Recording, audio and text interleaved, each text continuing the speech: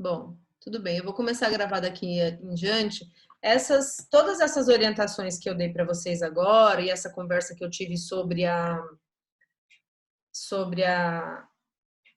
o formato do, Aula de sons. peraí, sobre o formato do curso, eu fiz um vídeo hoje à tarde para mandar para vocês. Eu acabei não conseguindo fazer o download dele a tempo, porque eu estava resolvendo um milhão de coisas. Mas então toda essa conversa, as tabelas, a explicação das tabelas está nesse videozinho. Depois eu mando no grupo para vocês, tá? E aí daqui em diante a gente grava. Gente, deixa eu só abrir a janela que eu tô morrendo de calor, peraí.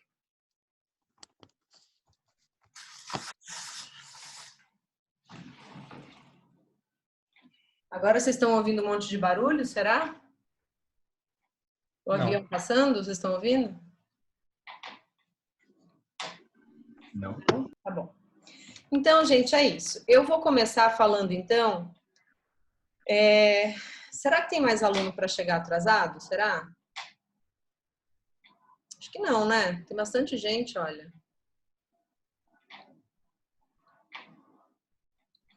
Porque eu quero começar falando com vocês sobre a disciplina de TICS, já que a gente começou falando com isso. Pode ser assim? Podemos fazer primeiro a TICS? E depois língua portuguesa? O que vocês me dizem? Sim, pode ser. Então Eu tá. prefiro. Pode ser por Tix mesmo. Pode ser? Tranquilo. Pode Tá. ser. Gente, eu pedi para vocês assistirem ao vídeo do Pierre Levy, aquela entrevista que ele deu lá no começo dos anos 2000, para depois a gente conversar sobre algumas questões. Primeiro, e vocês tinham que assistir até o minuto 38, né? Porque para essa semana vocês vão assistir ao resto dela, quem já assistiu ao resto, ótimo. E aí eu tinha deixado para vocês uma lista de provocações para vocês me responderem nos vídeos que vocês me mandaram, né? Quero dizer que eu adorei os vídeos que vocês me mandaram. Achei que foi assim muito interessante e é uma atividade que eu quero fazer outras vezes. E eu acho que tem um nível de facilidade, né? Porque vocês não têm que produzir texto, não têm que produzir nada que precisa de formatação e vocês também treinam a capacidade de oralidade de vocês. Então, eu gostei muito e fiquei anotando um monte de coisas aqui para conversar com vocês sobre aquilo que vocês falaram. Muitos de vocês escolheram a primeira, né? A primeira provocação que eu deixei sobre o que ele fala em relação à democracia. Então, apareceu muito nas falas de vocês a questão da democracia, da diversidade e da árvore do conhecimento, né? Da coisa que ele fala da árvore do conhecimento. Então, por que apareceu muito isso nas falas de vocês, né, gente? Porque a vivência que a gente tem de internet hoje, ela é muito ligada a esses três aspectos, né? As questões de diversidade, as questões de democracia e as questões de produção do conhecimento, né? Então, para dialogar um pouco ainda com o Pierre Levy e com os vídeos que vocês mandaram para mim, eu tenho alguns tópicos aqui para conversar com vocês. Vocês viram que o Pierre Levy é um entusiasta, né? Naquele começo de década, a gente tinha recém-descoberto a internet 2.0. Vocês lembram da internet 2.0 que a gente viu no começo dessa disciplina? A internet 2.0 é aquela que começava a ter interatividade, né? Começava a ter o sujeito que também posta coisas na internet, não só aquele que consome material da internet. Então, ele era um entusiasta e ele acreditava que muitas coisas positivas aconteceriam no mundo a partir da internet. E como vocês apontaram muito bem no vídeo de vocês, muitas coisas que ele previu ali não se concretizaram, mas muitas coisas que ele previu se concretizaram, né? Na verdade, ele não é nem prever, que fica parecendo que ele é um vidente, né? Não se trata disso. Ele via possibilidades, né? E falava sobre elas. E a questão da democracia é um nó hoje, quando a gente fala de internet, né? Porque tem uma falsa sensação de que todo mundo tem acesso e de que, tendo acesso, todo mundo é capaz de selecionar o conteúdo. Ele até fala sobre isso, né? Mais adiante, acho que não era ainda até os minutos que vocês viram. Mas ele vai falar que é até uma pergunta que o Marcelo Tais faz para ele. Ele pergunta, com essa gama gigante de conhecimentos, como é que a gente vai fazer para escolher? E aí ele dizia, cada um desenvolverá os seus filtros né? Para saber onde buscar. E a gente vê a dificuldade que as pessoas têm, né, gente, de desenvolver esses filtros, né? Se fosse assim, se fosse fácil que as pessoas desenvolvessem filtros de selecionamento, de seleção, filtros de seleção, não existiriam as fake news, por exemplo, né? Mas não é o que acontece. Aliás, eu acho que o Pierre Levy, ele vai publicar um livro novo esse ano, faz tempo que ele não publica, ele está preparando um livro para esse ano, e eu tenho a impressão de que ele ainda não publicou em livro nada sobre esse movimento de notícias falsas que a gente vê na internet. Eu sou doida para ouvir, né, o que ele fala sobre isso, porque tão entusiasta ele era lá nos anos 2000, no começo dos anos 2000, mas a gente, né, que ele não previu como é que isso se daria, como é que a manipulação das notícias falsas aconteceria hoje. Porque vocês sabem que a notícia falsa tem uma indústria de notícias falsas, né? Não é uma coisa isolada que pessoas... Tem também o desocupado que faz a notícia falsa, mas a fake news ela é produzida por grupos, né? Isso gera dinheiro, isso gira a economia, que é outro ponto que eu queria tocar com vocês, abordado pelo Pierre Levy. Ele fala de que lá nos anos 2000, que a internet ia estabelecer outras formas de fazer girar a economia. Quando ele deu aquela entrevista, já existia comércio, o e-commerce, né, que a gente fala, mas não como hoje, porque hoje tudo você compra online, né? E isso gira a economia de um outro jeito. Você tem mais possibilidades de escolha, mas a gente ainda continua preso aos grandes conglomerados, porque os grandes conglomerados pagam publicidade, é a publicidade que aparece no seu celular quando você está buscando alguma coisa. O Vinícius viu? O Vinícius está dizendo que queria... Todo mundo está lendo, né? Queria ver uma entrevista dele. Tem algumas coisas dele recentes, eu vou mandar para vocês. Eu não comecei pelas recentes, porque eu acho muito interessante ver o que o Levy achava que seria a internet e o que ela é hoje. Principalmente, gente, nos conceitos que ele apresenta sobre as comunidades, né? As comunidades virtuais. Olha, em 2000, ele estava tratando desse assunto, não existia ainda Facebook, Instagram, não existiam as redes sociais, né? O Facebook nasce em 2004. E o Pierre Levy já dizia que a internet ia fazer surgir as comunidades virtuais, porque ele sabia que as pessoas se identificam não só pelos territórios que elas habitam, mas sim pelas suas identidades. E, inclusive, eu acho muito que isso está na base de vários fenômenos, como, por exemplo, as fake news. Porque as pessoas fazem grupos na internet que vão criar as comunidades virtuais, que são os grupos de gente que concorda com você, né? Então, as comunidades virtuais hoje, elas são uma expressão do nosso tempo. E ele fala uma coisa super interessante, que ele dizia que as comunidades virtuais, elas iam ser menores em relação à noção de comunidade que a gente tinha naquele tempo. E sabe onde é que a gente vê muito isso acontecendo? No Instagram. O Instagram, se você vê lá, tem a fulana de tal tem 30 milhões de seguidores. Esses grandes artistas com grandes números de seguidores, eles são formadores de opinião, eles são fruto da grande mídia. Mas as pessoas seguem personalidades que se identificam entre si, que são menores, que o que atrai cada personalidade não é porque ela foi criada pela mídia, sim porque aquele jeito de viver, aquele jeito de, né, o tipo de arte que gosta, o tipo de comida que gosta, eu me identifico, então eu vou lá e sigo aquela pessoa.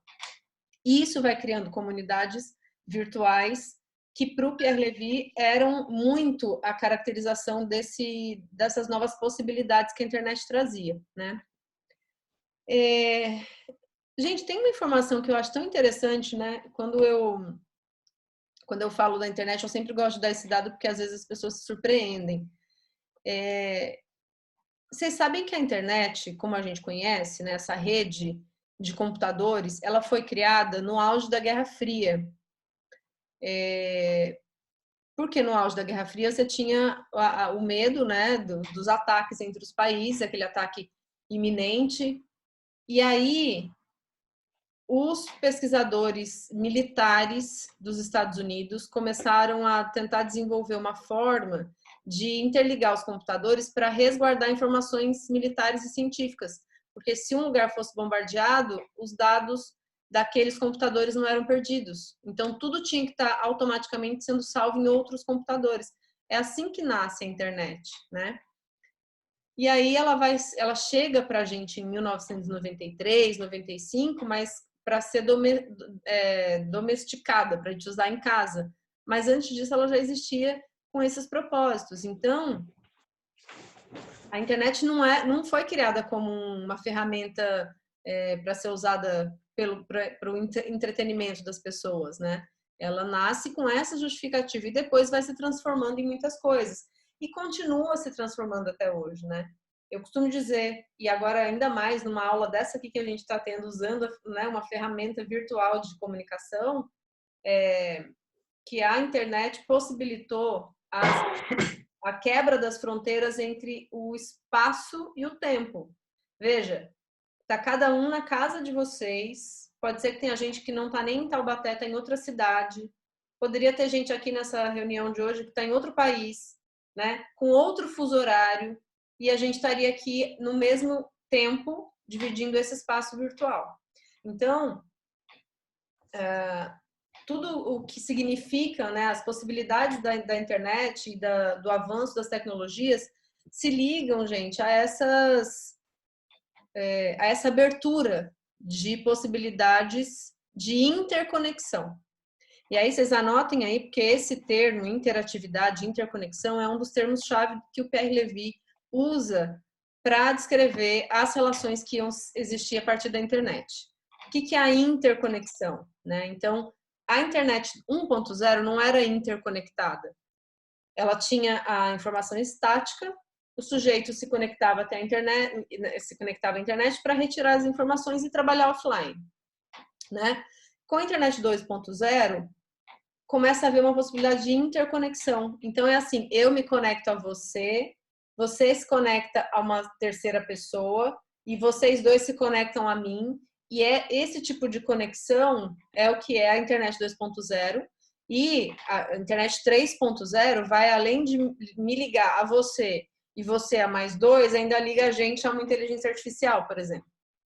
Então essa noção de interatividade, né, que não é só uma via de mão dupla, ela é um monte de pontos de comunicação, é uma das questões que o Pierre Levy discute na obra dele, e é um termo que ele aprofunda bastante, tá? Bom, tudo bem até aqui? Eu não posso nem ver a cara de vocês para vocês me fazerem um joia assim, vocês têm que mandar um ok no chat, ou então me falar ok. Isso, okay. Mandou assim. Então, gente, então, peraí que eu estava voltando a cara de vocês aqui. Então é isso, o Pierre Levy, ele é um sujeito que começa a falar de linguagem. Vejam, ele é um filósofo da informação. O que ele discute essencialmente? Linguagem de computador, linguagem do ser humano. Na entrevista dele mais adiante, que vocês vão acabar de assistir, quem não assistiu ainda, ele vai frisar muito a capacidade de linguagem do ser humano como uma das possibilidades de desenvolver níveis superiores de inteligência, né? Para ele, as máquinas não vão ficar mais inteligentes. Na verdade, para ele, lá nos anos 2000, né? Para ele, o que era o grande pulo do gato? Eram as máquinas que iam deixar os seres humanos mais inteligentes, né? Eu, né, tenho que dizer para o Pierre Levy que não está dando muito certo, né? Mas pelo menos não assim, né, em massa. Mas essa era a defesa dele, porque aí a gente vai chegar num outro conceito dele essencial, que é o conceito de árvore do conhecimento. Gente, em alguma medida, vocês sabem no que se materializa esse conceito dele de árvore do conhecimento? No LinkedIn. Porque para ele, a internet possibilitaria que vários profissionais e teóricos e pesquisadores de várias áreas pudessem se conectar para trabalhar em projetos juntos, assim. É claro que isso, né, filosoficamente, seria uma coisa gigante, mas em termos práticos, pragmáticos, é uma rede onde cada um coloca, eu sou bom nisso, nisso, nisso, nisso. Você põe, você é bom nisso, nisso, nisso, nisso. Você põe um outro, eu sou bom nisso. E aí isso gera uma rede de projetos, uma rede de trabalho. Né? Então, eu quero um profissional que tenha essas qualidades. Eu vou ali e busco nessa rede. Então, o LinkedIn nasce um pouco dessa proposta dele de árvore do conhecimento. E aqui no Brasil, o LinkedIn chegou depois, né? O brasileiro primeiro gostou do Orkut e Facebook, e aí o LinkedIn chegou depois. Mas a gente já tem, se não me engano, 16 milhões de brasileiros cadastrados no LinkedIn. Então, é uma plataforma que também faz sucesso aqui no Brasil.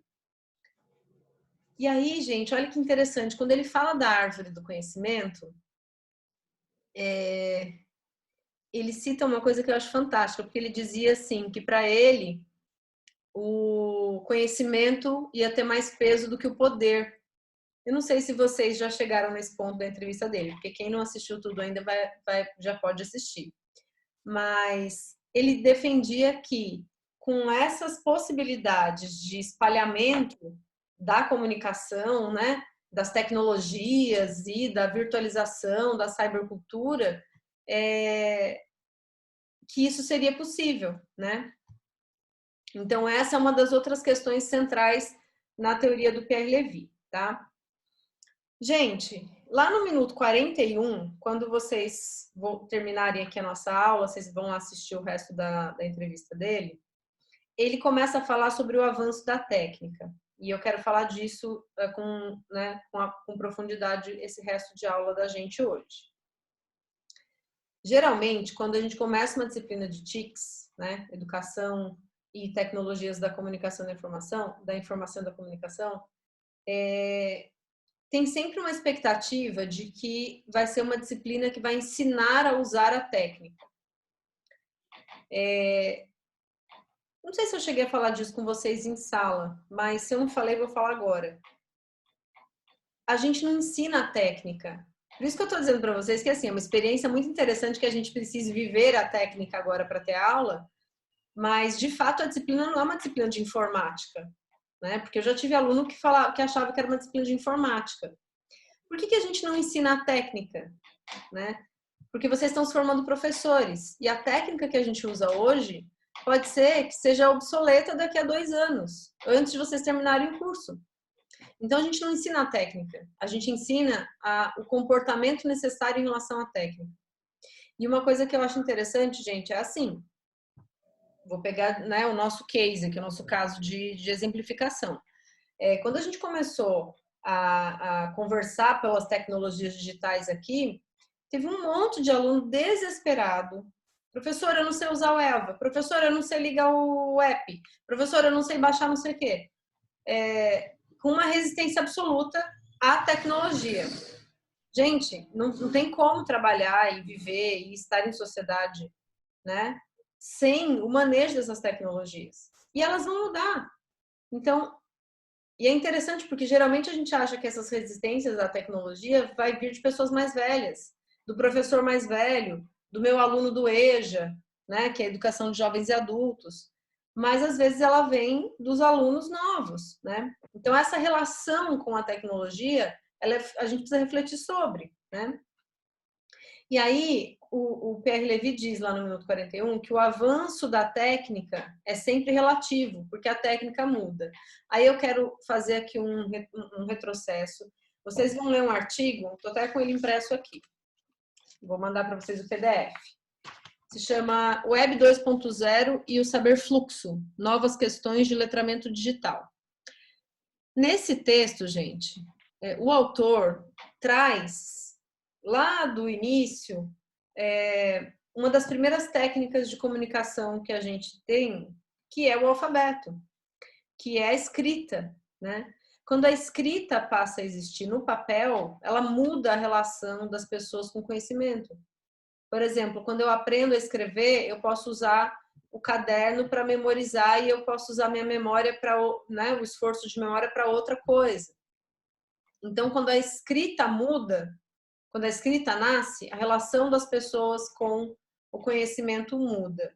Quando a escrita nasce, ela passa a ser exigida para que todo mundo se insira, né, no trabalho. Não todo mundo, né, porque isso é progressivo. Hoje é todo mundo, mas quando a escrita surgiu, não. Mas ela foi sendo absorvida, né? Ou absorvida não é a melhor palavra. Ela foi sendo incorporada nos trabalhos, na escola, né? Aliás, a escola nasce exatamente para levar o conhecimento do letramento para as pessoas. Em muitos momentos da história a gente vê isso claramente, quando, por exemplo, só pode votar, só podia votar quem não era analfabeto.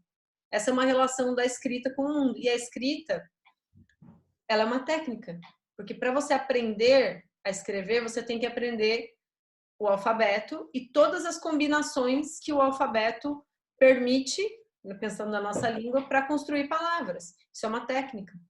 Então, quando a gente alfabetiza uma criança, você ensina para a criança uma técnica. E a técnica é uma expressão de tecnologia. Então, a gente tem, quando a gente fala tecnologias de comunicação, a gente não olha só para o computador e só para o celular. A gente olha para tudo aquilo que possibilitou a comunicação fora da comunicação natural. Então, a escrita é um tipo de comunicação, a fotografia é um tipo de comunicação. Os gestos, né, são possibilidades de comunicação. E aí, quando a internet chega, ela começa a fazer, sabe o quê? Ela começa a incorporar todas essas possibilidades de comunicação que existiam antes dela. E aí, na internet, a gente vai ter uma característica, vocês anotem aí, porque é um dos conceitos centrais da disciplina, que é a multimodalidade, tá? O que é multimodalidade? Multi de muitos. E esse modalidade é de modos, muitos modos de construir sentido. Aqui, por exemplo, a gente está usando, essa aqui é uma experiência multimodal, porque a gente está usando vídeo, a gente está usando áudio, a gente está usando fotografia, para quem não colocou o vídeo, mas colocou a fotografia, a gente está usando o chat, então a gente está usando escrita, né? Quando eu compartilho a tela com vocês, eu ainda posso usar outras possibilidades, outros modos. Então, a multimodalidade é uma característica constitutiva da internet, tá?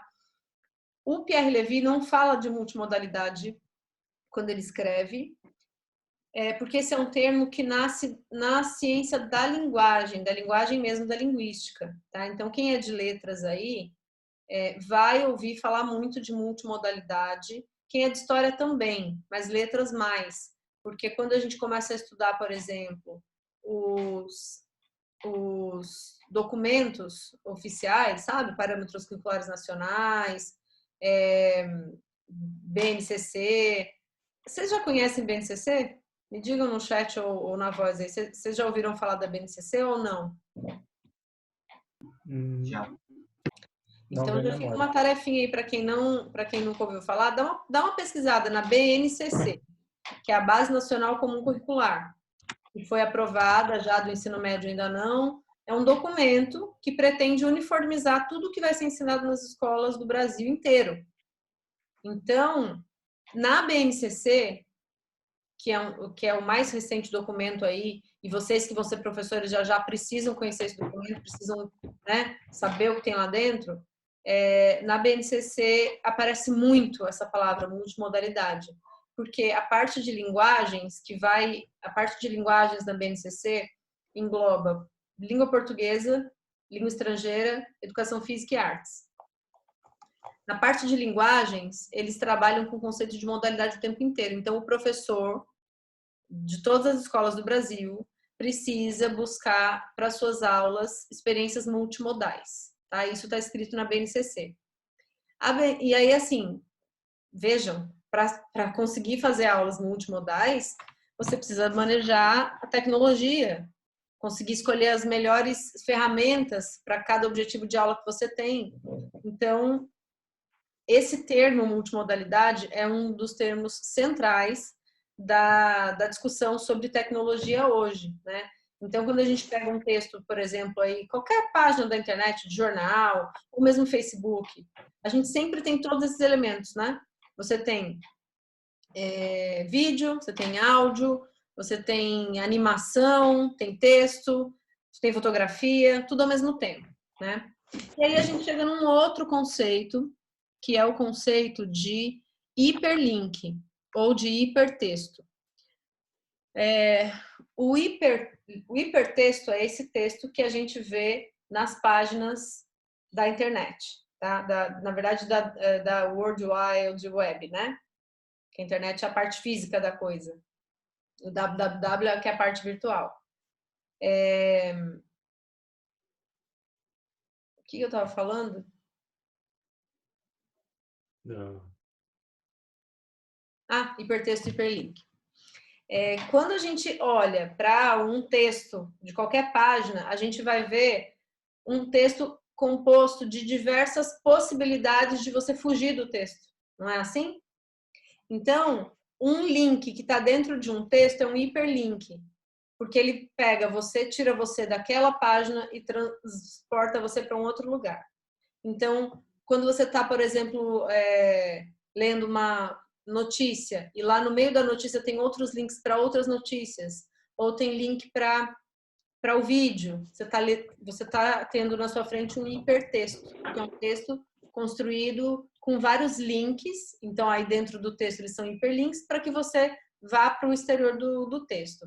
Isso, gente, vejam, muda a relação dos sujeitos com a leitura, né? Antes de a internet fazer com que existisse o hipertexto, a leitura das pessoas era mais linear. Hoje, eu vejo muito isso, assim, né, com alunos mais novos. Se o texto é corrido, só tem palavra, não tem uma foto nenhuma, não tem um vídeo, não tem nada, não tem um box. Você manda um texto impresso para os alunos, tem que ter um box, tem que ter alguma coisa para ele, né, para não ter aquela leitura linear, de cima para baixo, da esquerda para a direita, porque tem agonia. A leitura da internet ela é construída de maneira multimodal. Então, você tem tamanhos de letra, você tem tipos de letra diferentes, né? Você tem essa possibilidade de ir embora do texto e depois voltar, e por aí vai. E aí, gente, vejam só. Lá, ainda voltando para o Pierre Levy, ele menciona dois tópicos que são mais filosóficos mesmo, assim, da esfera da filosofia tradicional, não falando de tecnologia só, que eu queria que vocês prestassem um pouco de atenção. Ele fala de liberdade e de amor. Alguém assistiu a entrevista inteira e chegou nesses momentos em que ele fala de liberdade e de amor ou não? Não, só assisti os Só os 38 38? Sim. Pois é, lá quando completa 1 hora de entrevista, um dos entrevistadores faz uma pergunta para ele que é sobre o amor. Acho que é nesse 1 hora que ele fala de amor ou de liberdade, mas enfim. Quando dá 1 hora, quando dá 1 hora e 30, não, 1 hora e 1 hora e 10, 1 hora e 30 acaba. Ele fala sobre esses dois tópicos, liberdade e sobre amor. E aí eu quero que vocês pensem sobre isso também, porque uma das premissas assim de quem lida com a internet é de que a internet garante para todo mundo a liberdade, cada um escolhe o seu conteúdo, e por isso há a democracia, né? Por isso haveria a democracia. Mas vocês mesmos, muitos de vocês me disseram nos vídeos que vocês gravaram, que não é bem assim, não é? Que não tem essa democracia aí que a gente tanto queria, né? Então, nossa, as pessoas vão conhecer muito, vão ter muito acesso à informação, vão ficar todas muito inteligentes e vai ser muito mais fácil de viver no mundo. Isso não se deu dessa forma, né? Porque o que se contesta hoje é que será que a gente tem realmente liberdade no uso da internet? Vocês já ouviram falar de uma coisa que se chama o Google Search para publicidade paga? Uhum. Já? Então a pessoa compra uma palavra-chave Vamos supor que eu venda pneu em Taubaté. E eu vou lá e compro no Google a palavra pneu. Quando a pessoa digitar pneu e for dessa, né, geolocalização aqui, a primeira coisa que aparece é a minha loja ou o conteúdo que eu quero que ela veja sobre pneu. E é claro que termos muito comuns são mais caros, né? Termos mais raros, termos que as pessoas pesquisam um pouco, são mais baratos, mas será que o fato disso se dar dessa forma garante que as pessoas têm liberdade? Pra gente pensar. Até porque nem todo mundo sabe que as buscas, quando você faz, tem busca patrocinada, mesmo que às vezes venha escrito assim, né? Anúncio. Isso não deixa claro que não né? Que não é você que está indo até o conteúdo, que é o conteúdo que está vindo até você. Então, a questão da liberdade na internet, ela é um tema super importante de ser debatido. E é um tema assim que precisa ser mais debatido. Então, quem também tem interesse por fazer pesquisa nesse campo, manda ver, né? Porque até que ponto vai a liberdade? Por exemplo, há uma ideia de que na internet é a terra de ninguém, é a liberdade de fazer tudo. Alguém de vocês também mencionou no vídeo que vocês fizeram, que as pessoas, pelo fato de poderem se posicionar anonimamente na internet, acham que podem falar tudo e atacar as pessoas, ou enfim, fazer coisas, né, que não fariam caso a foto dela estivesse sendo exposta, o nome e tudo mais, né? Então, essa questão da liberdade também é um outro conceito que precisa de atenção, né? Um dos papéis, gente, pensando na formação de vocês, né, dos professores, que daqui a pouco vão estar em sala de aula, em relação à tecnologia, é ensinar para os alunos de vocês os comportamentos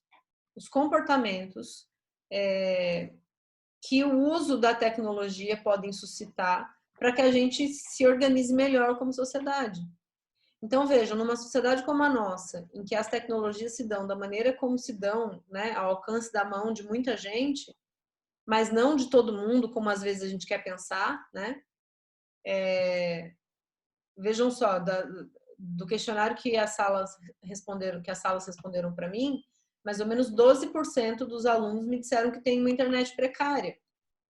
E a gente está no eixo Rio-São Paulo, né? Muitos alunos escreveram que só conseguem acessar as aulas pelo celular, então é difícil de ver o conteúdo. E nós estamos no eixo Rio-São Paulo. Porque tem uma ideia de que hoje todo mundo tem acesso à internet, de que todo mundo está conectado. Isso não é verdadeiro. Então, assim, a gente fala da tecnologia, vocês têm que se preparar para serem professores num tempo em que a tecnologia já é imperativa, mas a gente também tem as desigualdades sociais e elas vão ser percebidas no uso da tecnologia. Então, como é que um professor se faz professor nesse cenário? Esse é o papel dessa disciplina aqui, é fazer vocês pensarem sobre essas coisas.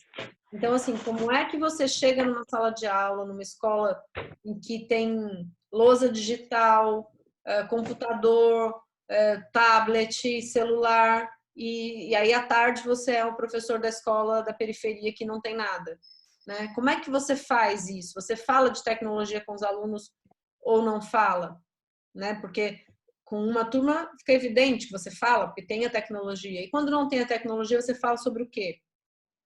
Então você fala sobre os comportamentos necessários para que a gente se posicione nesse mundo virtual de maneira ética, de maneira responsável, né?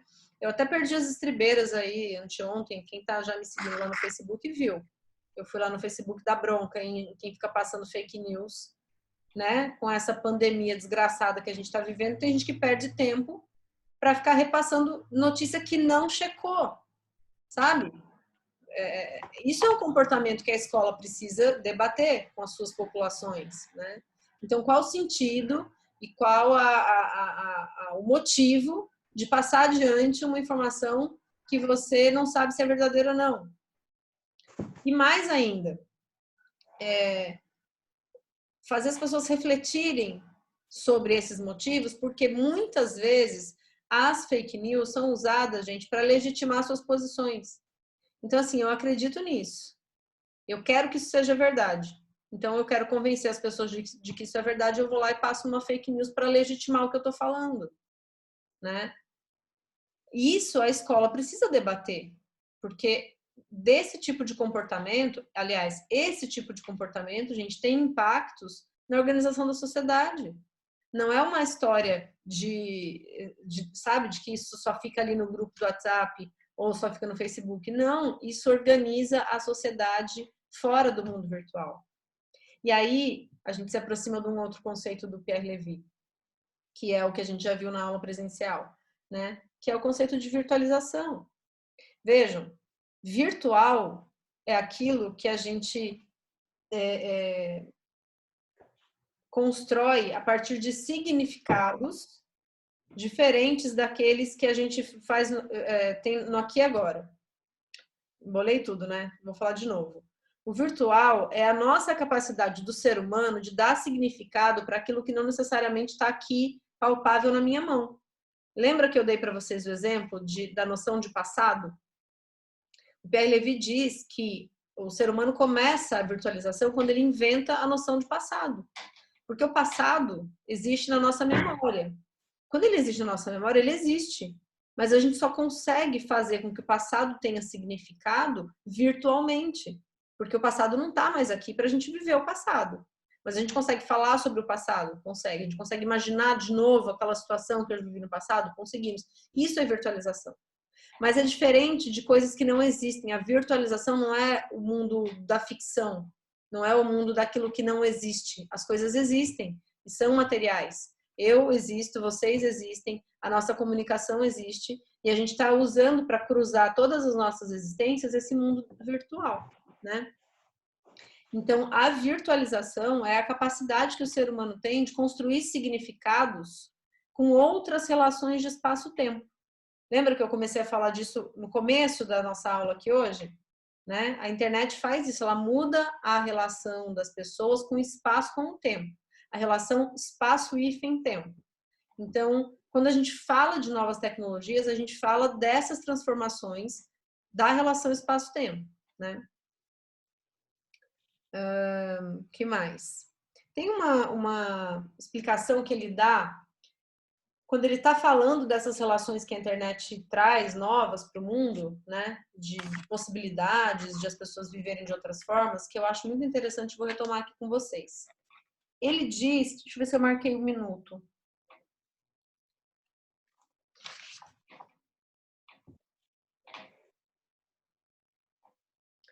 Ah, sim. 1h07. Anotem aí para vocês olharem lá depois. Ele diz que uma estrela não existe para um verme, porque o verme não conhece a palavra estrela. E a gente só consegue pensar sobre alguma coisa quando tem a palavra, né? Quando a palavra existe, quando a linguagem existe. Por isso que a internet traz outras formas da gente se relacionar com o mundo. Vou dar um exemplo para vocês que é pequeno, mas serve para exemplificar. Tem um vocabulário todo da internet que a gente se apropria no nosso dia a dia, assim. Por exemplo, deletar, né? Ai, deleta isso da sua mente, né?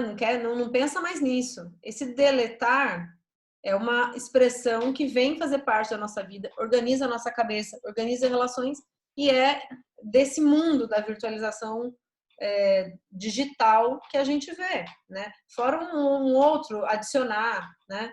Antigamente, quando começou a se usar o adicionar no Facebook, as pessoas não sabiam o que era adicionar. Que não é da época de vocês, né? Que vocês já nasceram sabendo o que é. Mas eu lembro que quando o Facebook chegou e as pessoas falavam, me adiciona. O que é adiciona, né? Então, era um vocabulário novo. E toda vez que você tem um vocabulário novo, palavras novas estabelecem outras formas de você pensar, né? A nossa relação, ser humano, com o mundo é uma relação de linguagem, gente. Então, as nossas possibilidades de comunicação também são as nossas possibilidades de reflexão sobre o mundo, né? As nossas capacidades, as nossas possibilidades de estabelecer sentidos com pessoas das mais diferentes matizes, né? Por exemplo, eu não sei se vocês já estão estudando em linguística alguma coisa sobre variação linguística. Vocês têm linguística esse semestre, pessoal de letras? Nós temos. Pois é, em linguística vocês vão estudar variação linguística, né? E uma das premissas assim da variação linguística é que para situações diferentes a gente usa uma variedade de língua diferente.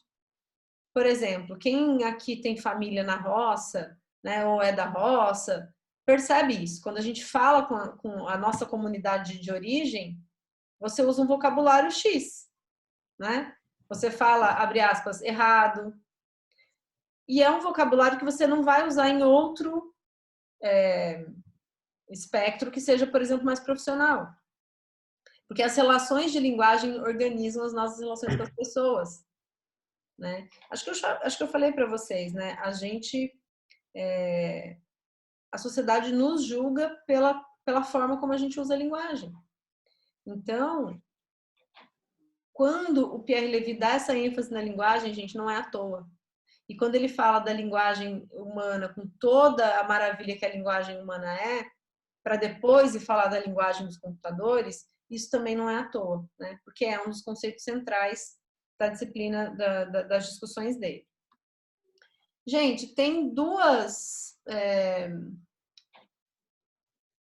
Eu vou deixar o link para vocês depois no Eva, mas tem dois espaços aí na internet que eu queria perguntar se vocês conhecem. Se vocês não conhecem, queria convidar vocês para conhecer, que um é a Universidade Aberta do Brasil e o outro é a Universidade Virtual de São Paulo, a Univesp, do estado de São Paulo. A UAB e a Univesp. Vocês conhecem? Não? Vou escrever aqui na mensagem para vocês. Ó. UAB, essa aqui é a Universidade Aberta do Brasil. E a Univesp é mais pop, né? A Univesp é o mesmo princípio da UAB. Eu quero, assim, que vocês entrem depois nesses dois links e pesquisem a página. Vejam o que vocês encontram lá, pensando no Pierre Levy. Vamos retomar aqui os conceitos do Levy que a gente discutiu hoje. A gente discutiu uma pinóia, né? Que só eu falei. Mas os conceitos que eu abordei com vocês aqui hoje. Então, a gente falou de interatividade, que é um dos conceitos centrais dele. A gente falou de árvore do conhecimento, né? Que é outro conceito fundamental dele. Depois a gente falou das comunidades virtuais, né? Que é outro conceito dele. Depois a gente falou de hipertexto, hiperlink e multimodalidade. Tudo bem? Acompanharam até aqui? Uhum. Eu vou dizer para vocês que eu tenho uma dificuldade dos infernos de dar aula sem lousa e sentada. Eu tô com um comichão aqui para ficar em pé, porque, né? Eu não consigo dar aula sentada. Então, às vezes até meu raciocínio falha aqui porque eu tô sentada. Mas vamos que vamos. Então, gente, abram lá a Univesp e a UAB e deem uma olhada. E vejam assim, bom, em relação à interconexão e interatividade, como é que essa página está caracterizada? Né? Em relação a comunidades virtuais, como é que ela está caracterizada? Veja como é que as pessoas se linkam nessas páginas. Façam uma análise mesmo. Né? E outros temas que a gente viu aqui ainda, liberdade, né? Como é que essa coisa da liberdade aparece lá? E anotem tudo, vão anotando essas análises que vocês vão fazer desses portais, tá? Porque, vejam só, tanto a UAB quanto a Univesp, gente, são plataformas de ensino universitário, formal. Vocês imaginem quando que a gente teria a possibilidade de fazer ensino dessa profundidade chegar até as pessoas. O máximo que a gente conseguia era Telecurso 2000, né? Que não é da época de vocês. A gente acordava domingo, 5 horas da manhã para assistir. Eu assistia quando era criança, vai entender, né? Eu assistia Telecurso 2000, depois Globo Rural e depois Pequenas Empresas, Grandes Negócios. Não entendo até hoje, porque eu adorava. Então, a Érica também. Seu professor, que professor, Samuel, que usava? Usava na aula? Ele dava os vídeos para vocês assistirem?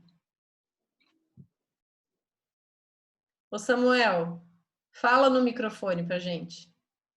Eu acordava super cedo, a gente morava na roça. Tá ouvindo? Pode falar, Samuel. Ele passava os vídeos e depois ele comentava. Isso em que ano? Ano passado, retrasado. Jura? Juro? Nossa, isso dá uma pesquisa, hein? Sobre tics. Ele usava os links, então, da internet. Isso. Ele passava na sala de aula. Gente, e vocês conseguiam gostar? Vocês gostavam? Era interessante. Mas dava um sono. Uma linguagem um pouco antiga. Então, por isso que eu estou perguntando, porque a internet tem a questão da linguagem, né? Essa linguagem do hiperlink que a gente tem hoje, ela é diferente.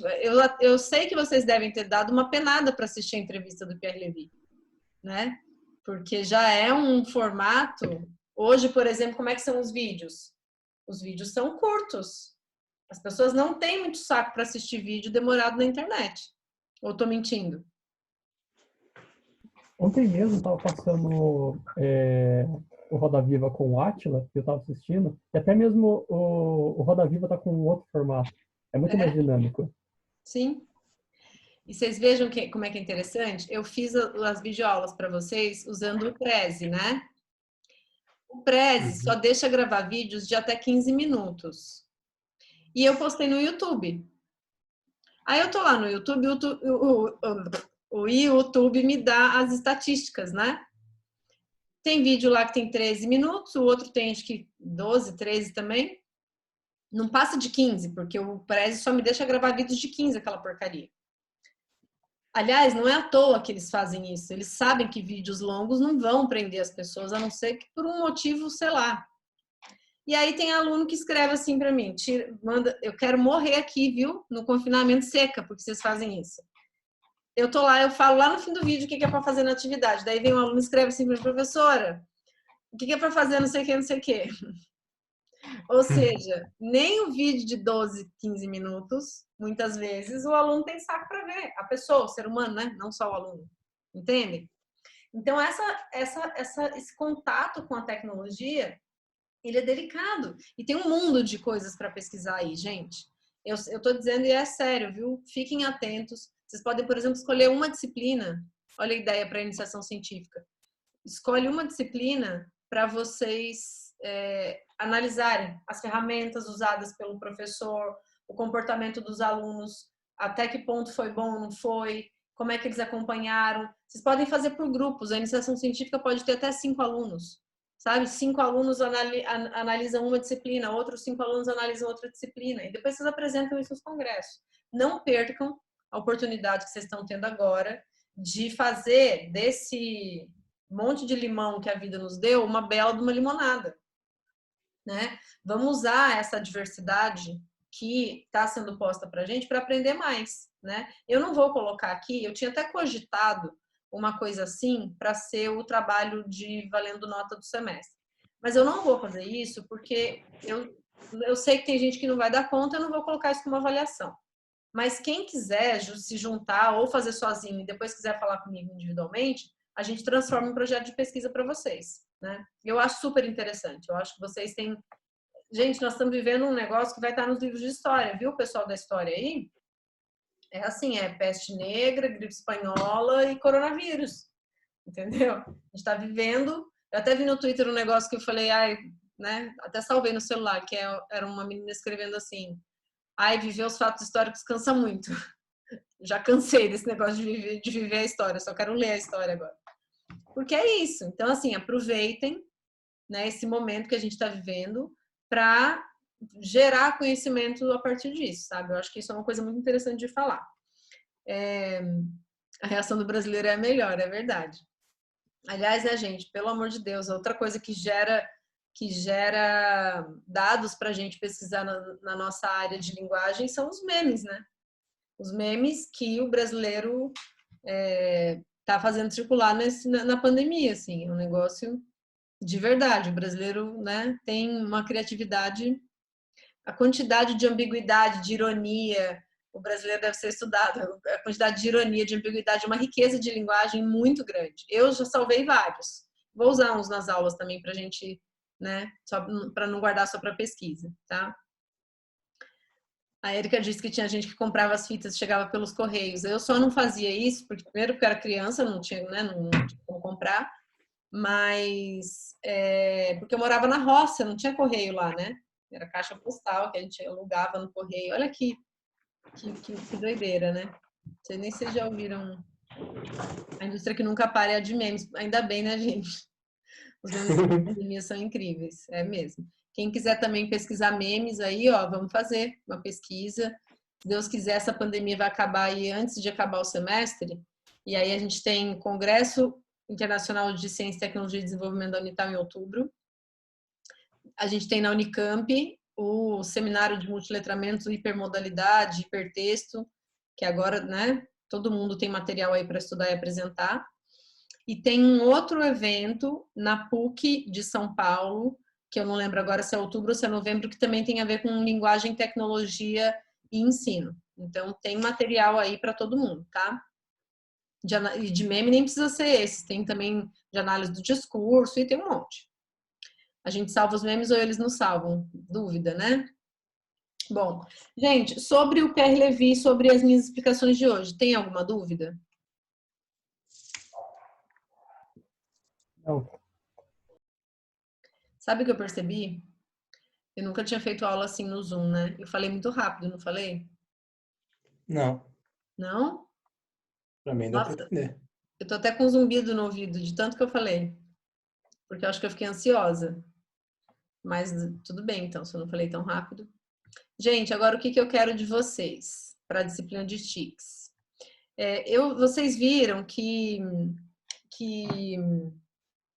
eu mandei para vocês uma tabela com o que vai acontecer. Primeira semana, segunda semana, terceira semana, não foi? Todo mundo viu lá no grupo, né?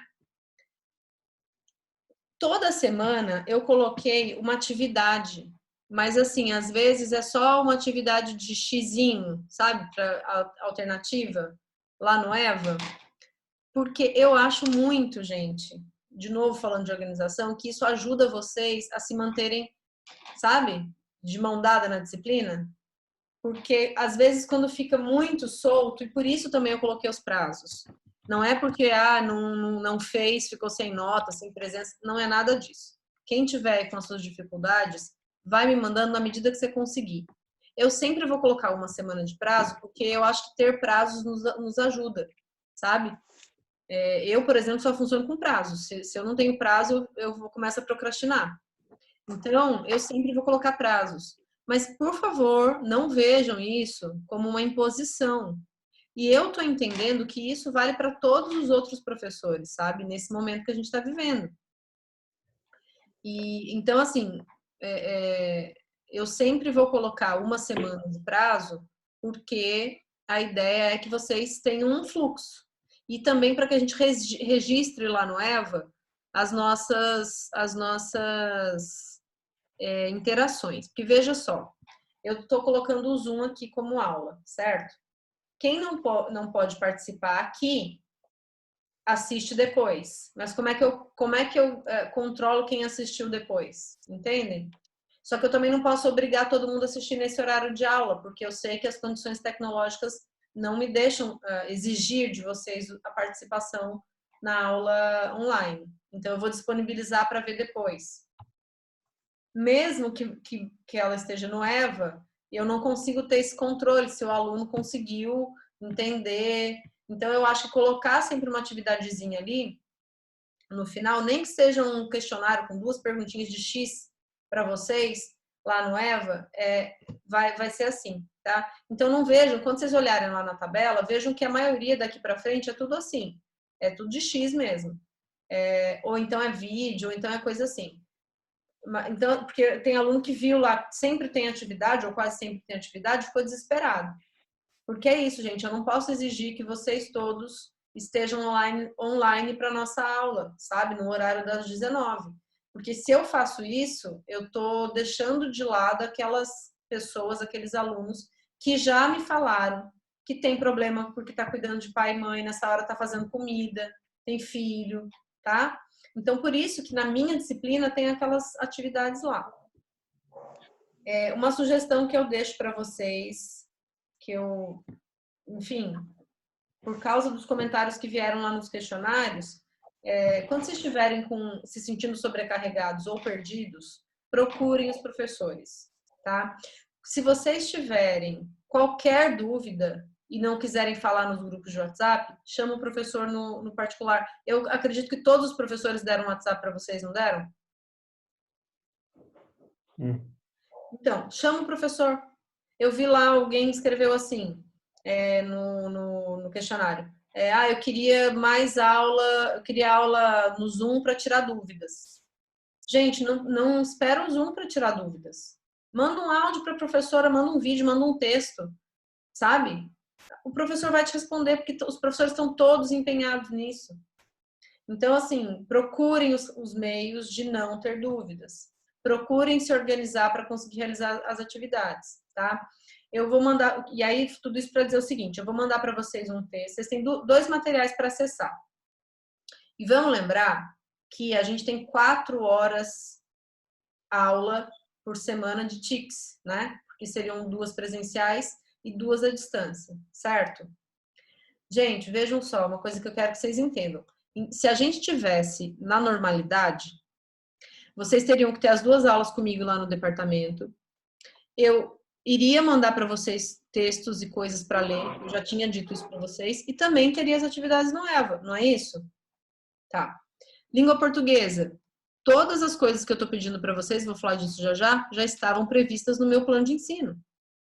Então, assim, também não fiquem achando que a quantidade de atividades que vocês têm agora está gigantesca porque vocês estão fazendo tudo à distância.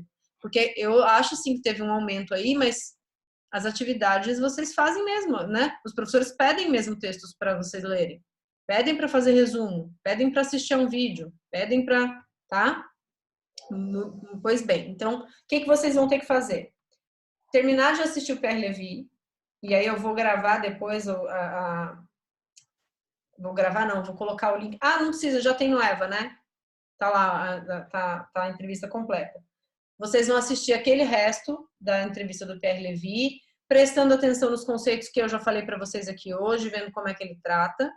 E aí vocês vão assistir nada. Vocês vão ler esse texto aqui, que eu já falei para vocês.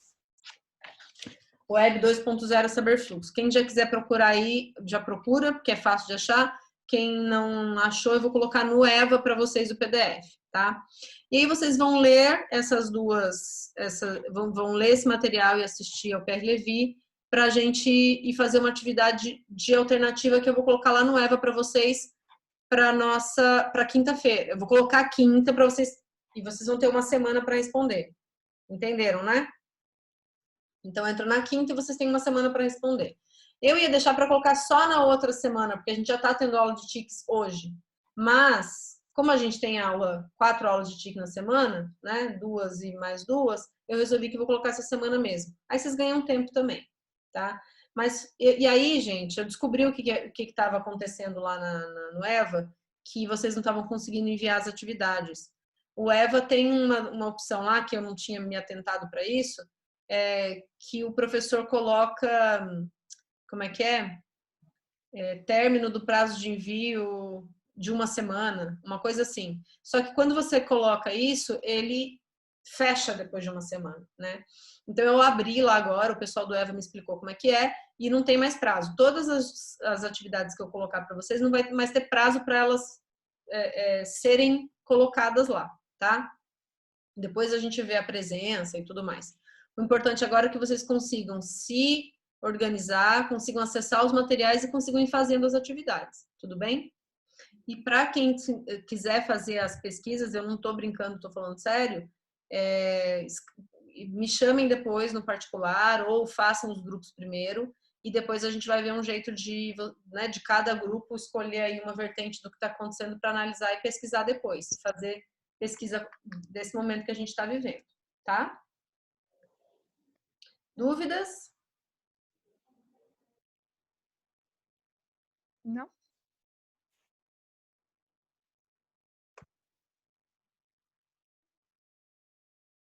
Ah, eu tô vendo aqui que o Átila não conseguiu entrar. O Átila não tá aí mesmo então, não, né? Ele não veio? Tá vendo, gente, por que é complicado o Zoom? Às vezes os alunos não conseguem acessar. Por isso que a videoaula é um jeito de, assim, cada um assiste na hora que quiser, né? Na hora que der. Claro que eu posso colocar essa aula lá para assistir, mas vou dizer um negócio para vocês. Uma coisa é você sentar aí e participar agora que eu tô falando online. Outra coisa é você sentar para assistir na sua casa. 1 hora e meia de aula, entende? É mais penoso.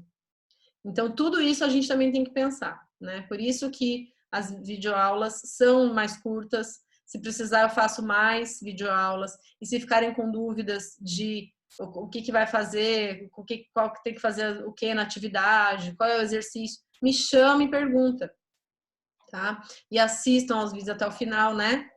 Que o YouTube dedou vocês aí, não, vocês, a bronca é direcionada, tá? Não sei para quem, mas é direcionada. Para quem aí eu abro lá, sabe qual é a média de tempo que o vídeo fica aberto? 5 minutos. Fala se a professora não quer morrer. O vídeo tem 15. Aí a média, né, é o tempo mais ou menos que né, as pessoas deixam ele funcionando, 5 minutos. Coração vem na boca. Pelo amor de Deus, né? Tá, então deixa de bronca. Gente, a gente vai fazer uma pausa para a gente voltar aqui e fazer língua portuguesa, tá bom? Porque na verdade eu quero fazer 2 vídeos separados para colocar um de língua portuguesa no língua portuguesa, um de Tics no Tics, tá bom? Então eu vou fechar e já mando o link no grupo de novo daqui a uns 15 minutos para a gente fazer a de língua portuguesa. Combinado? Beijinhos, tchau, tchau, até já. Tchau, boa noite. Boa noite, até já.